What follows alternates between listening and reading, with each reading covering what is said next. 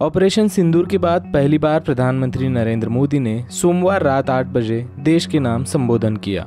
पिछले महीने हुए पहलगाम में आतंकी हमले के बाद भारतीय सेना ने ऑपरेशन सिंदूर के तहत पाकिस्तान अधिकृत कश्मीर और अन्य ठिकानों पर हवाई हमले किए थे।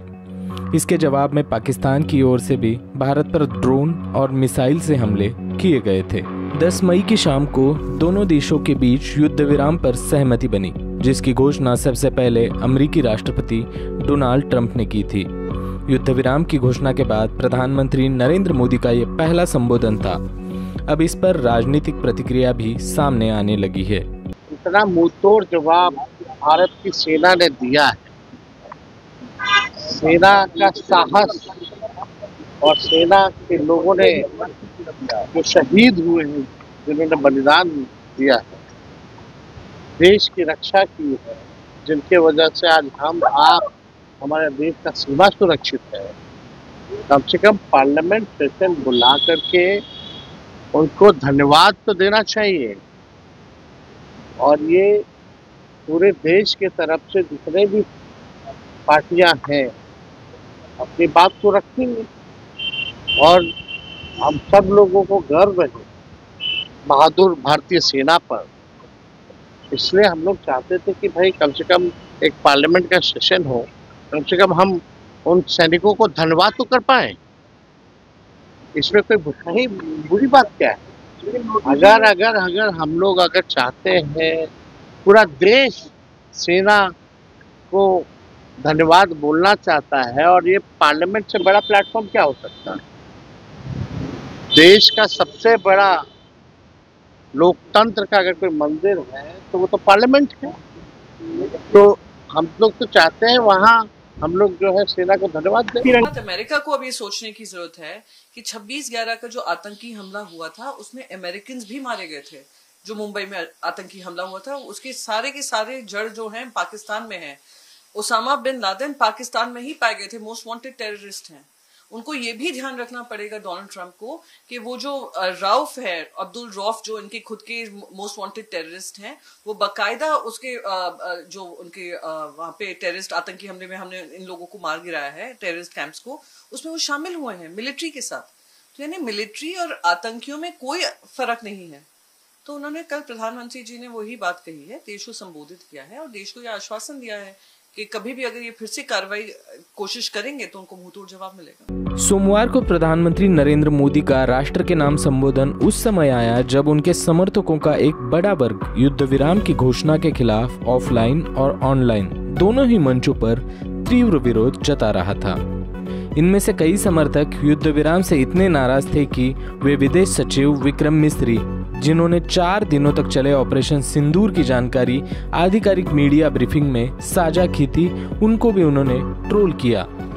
प्रधानमंत्री 22 मिनट बोले और इस बात में सच्चाई है कि हम अपनी सेना के शौर्य और पराक्रम पर बहुत गर्व करते हैं और हमारी सेना ने पाकिस्तान को नाको चने चबवाए। लेकिन प्रधानमंत्री के 22 मिनट के भाषण में कुछ चीज़ें और कुछ जवाब हमें नहीं मिले।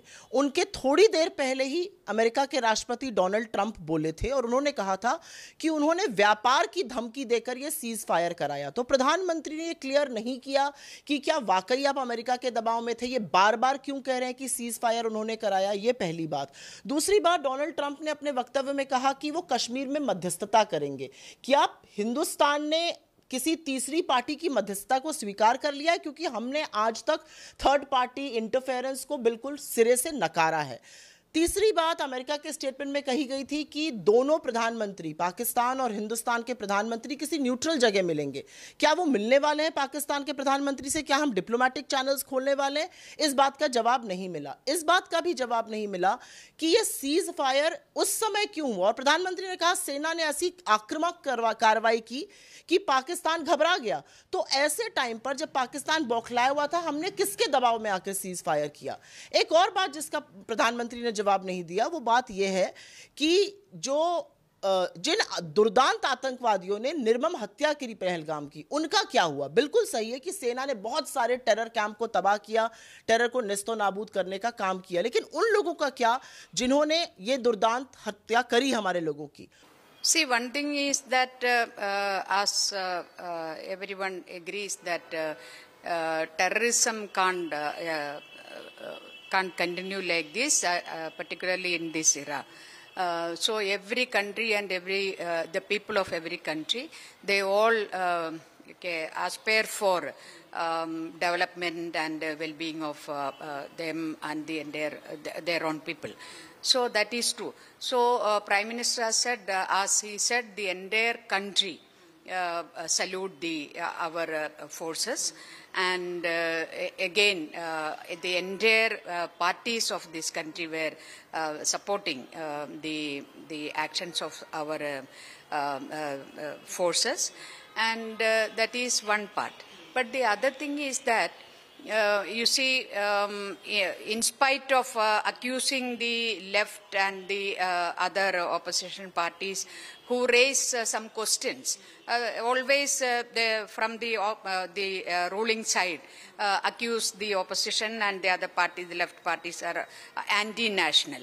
And at least now I think that the BJP and its allies, and particularly the Sangh Parivar outfits, they will stop calling us as anti-nationals. Pahalgam हमले के बाद से विपक्ष लगातार एक संसदीय सत्र बुलाने की मांग कर रहा है, लेकिन अब तक प्रधानमंत्री ने इस पर कोई बात नहीं की है। चाहे पहलगाम का आतंकी हमला हो या ऑपरेशन सिंदूर के बाद का सैन्य गतिरोध, जितनी भी ऑल पार्टी मीटिंग्स हुई है उसमें प्रधानमंत्री नरेंद्र मोदी शामिल नहीं हुए हैं। विपक्ष लगातार इसके ऊपर सवाल उठा रहा है कि जब हमारे आधिकारिक घोषणा होनी थी कि सीज फायर के लिए डीजीएमओ पाकिस्तान ने, उससे पहले अमेरिकन प्रेसिडेंट अनाउंस करते हैं कि हमने पूरी रात बात की वगैरह वगैरह। अंग्रेजी में कोई, आप जानती हैं कि कुछ लोगों को कुछ ज्यादा बोलने की आदत होती है। उसी संदर्भ में फिर अगले दिन वो कश्मीर को लेकर के एक बिला वजह आधारहीन, मैं अश्लील मानूंगा, टिप्पणी कर गए। और फिर कल माननीय प्रधानमंत्री जी के 8 बजे के भाषण से पूर्व उन्होंने कहा तिजारत के आधार पर हमने दोनों को समझा लिया, धमका लिया वगैरह। The kind of language he chose, it hits us the Indians. और उसके बदले में मीडिया में देख रहा हूं कि सूत्रों ने कहा है कि ये सही नहीं है। सूत्र कौन होते हैं साहब? मैं तो आग्रह करूंगा कि आपको पूरे देश का मैंडेट है माननीय प्रधानमंत्री जी, तिजारत की छड़ी दिखाने वाले को बता दीजिए हिंदुस्तान का मिजाज क्या और क्या रहा है। हमने 71 भी देखा है और आज कोई बदलाव नहीं हुआ। ये संदेश टॉप लेवल से जाना बेहद आवश्यक है, क्योंकि ये कहीं ना कहीं अंडरमाइन कर रहा है हमारे स्टेटेड पोजीशन को, हमारी अब तक की विरासत को। द वायर के और वीडियोस देखने के लिए सब्सक्राइब करें और बेल आइकन पर क्लिक करें। स्वतंत्र पत्रकारिता की आर्थिक मदद करने के लिए डिस्क्रिप्शन में दिए गए लिंक पर जाएं और अपनी राशि चुनें।